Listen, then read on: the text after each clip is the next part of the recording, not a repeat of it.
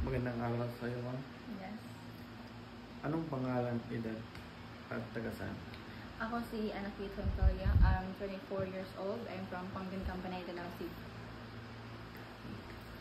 Pangalawa, ano ang paghahanda ng iyong ginawa noong malaman na may parating na bagyo?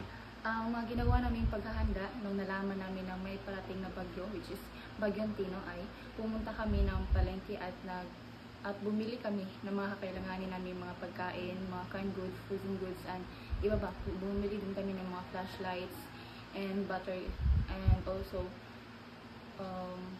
yeah, that's it. Pangatlo, noong nanalasa ang Bagyong Tino, ano ang pangyayari na iyong naranasan? Dito sa amin, ang naranasan namin noong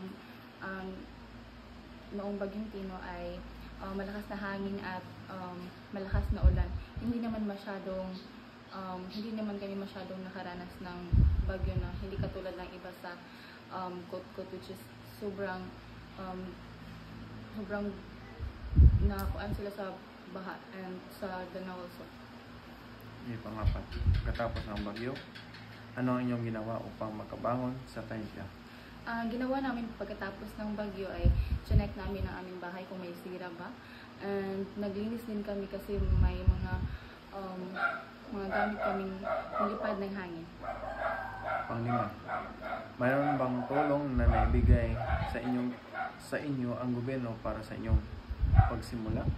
Wala kaming na-receive na mga tulong, which is okay also kay dili masad na mo kay wala kay na kuan sa bag.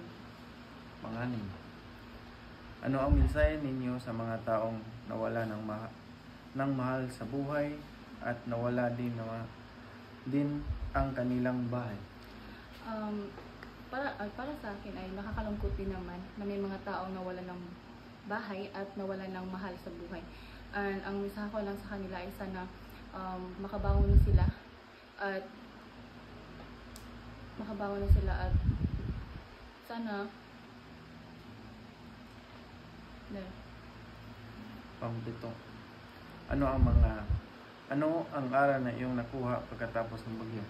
Ang aral na kinakuha sa bagyo o pagkatapos ng bagyo ay always be ready and